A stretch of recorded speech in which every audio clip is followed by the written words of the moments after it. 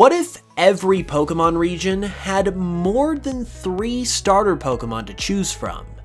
This is a question that I asked in a previous video where we created a hypothetical 4th starter for Kanto, Johto, and Hoenn. But you know we couldn't just stop there, so today we are here to do it again and are going to be creating some additional starter Pokemon for Sinnoh, Unova, and Kalos. Let's get into it.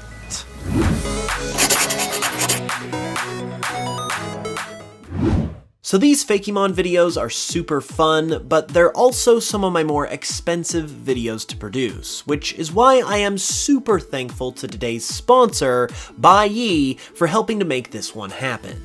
Buyee specializes in importing goodies from Japan and helping you avoid all of the extra steps and costs that can come from that process. Typically, if you try to order something from Japan, it can be expensive, as international sellers might try and jack up the price. But with Buyee, they buy products on your behalf straight from the source, allowing you to shop directly from multiple websites like Amazon Japan, Mercari, and Rakuten, and even auction sites like Yahoo Japan Auction. They also take care of all the shipping details, streamlining the importing process.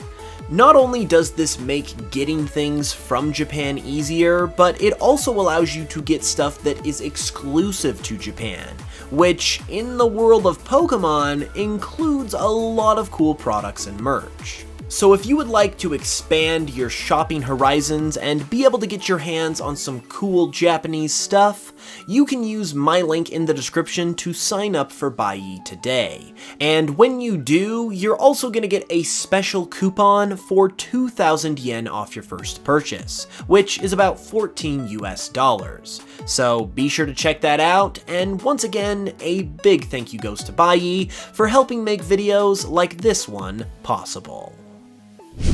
Going in numerical order, we of course are going to start with Sinnoh. The artwork for the starters in today's video was drawn by my good friend Oscar Belmonte, and he does great work, as you soon will be able to tell, so be sure to check him out with the link in the description. When it comes to Sinnoh though, what could a 4th starter look like here if such a thing actually existed? Well, maybe something like this. Meet Staticapra, the electric goat Pokemon. Now, first things first, Staticapra is an electric type, because just like with Snello in the first starter video, electric is basically the 4th honorary starter type already, thanks to Pikachu, so I think it only makes sense to use it in a scenario like this. Also, as mentioned in the first video, while I will try to maintain the balance of the starter types as much as possible with these picks, there's no one type that's going to keep things perfectly balanced with grass, fire, and water. And also, personally, I just don't think it's that important, especially when this is just for fun. So try not to worry about that too much and just have some fun along with me. Anyways, other than the electric type, Staticapra is nothing like Pikachu, obviously, because Staticapra is a goat, and more specifically, a Norse god Viking goat. You see, I always try to fit these 4th starters into their respective groups as good as I possibly can, and when it comes to the Sinnoh starters, something they all share is that they're all based around mythology. Turtwig's line takes inspiration from the world turtle, Chimchar's line pulls from Sun Wukong, and Piplup's family takes some inspiration from the Greek god Poseidon. So I knew that this 4th starter needed to somehow take inspiration from mythology itself, and since I already knew I was going to be using the electric type for this Pokemon, there was only one option at that point: Thor. Thor is the Norse god of thunder, and is basically the go-to guy if we're making an electric type based around mythology. That's why Staticapra's horns and head are modeled after a Viking helmet to go along with the whole Norse theme, and it's also why its tail is shaped like Thor's hammer. The idea is that it would shake its tail to generate static electricity and use its horns as lightning rods to pull in electricity from the sky. It's also a goat in relation to Thor because Thor had a pair of goats himself named Tangrisnir and this name that's on the screen that I cannot pronounce, I'm sorry. And they pulled Thor's chariot, so they're kinda legit. Name-wise though, Staticapra comes from static, as in static electricity, and Capra, which is the name of the genus that goats belong to. The name doesn't quite fit in with Turtwig, Chimchar, and Piplup, which all have a very similar sound to them, but other than that, which I tried to fit in but just couldn't figure it out, I think this name works pretty well, and all in all, Staticapra is what it could be like if Sinnoh had more than 3 starter Pokemon. Shifting gears from Sinnoh, we are next going to look at the Unova region, and attempt to pair another starter Pokemon with Snivy, Tepig, and Oshawott. What I have ultimately come up with to turn this trio into a quartet is none other than Armador, the Armadillo Pokemon. Armador fits into this group as a rock type, because I wanted to experiment with as many different types as possible, and not just use the same types from the first video, while also being reasonable and trying to keep the types as balanced as possible, like I said earlier. The rock type allows for every type in this quartet to have an advantage against another, which is really just about as much as you can ask for when trying to perfectly balance this many types. I also chose an armadillo as the inspiration here because armadillos are native to the Americas, and Unova is based on the New York area of the United States. The other reason I decided to go with an armadillo as a starter, though, is because of the theme that the Unova starters have.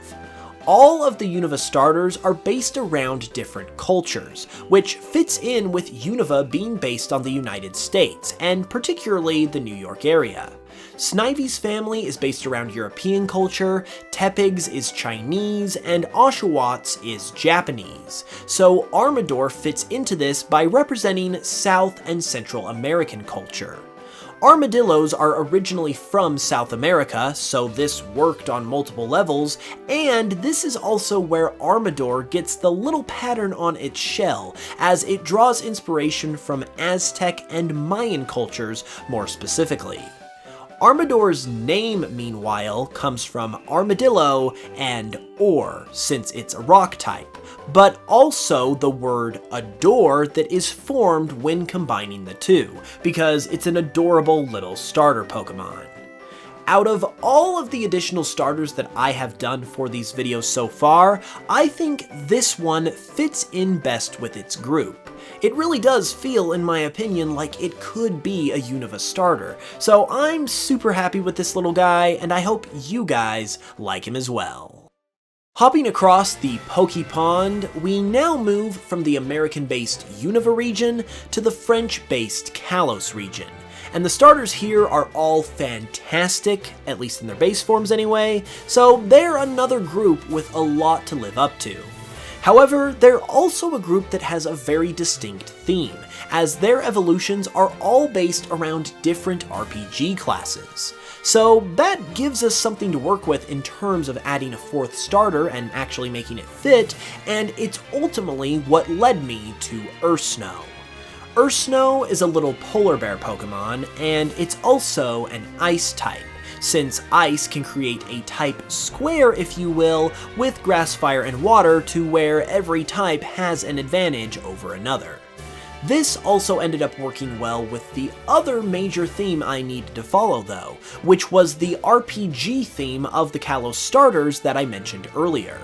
However, there's only so many RPG classes to work with, and Warrior, Mage, and Rogue are already taken by Chespin, Fennekin, and Froakie respectively.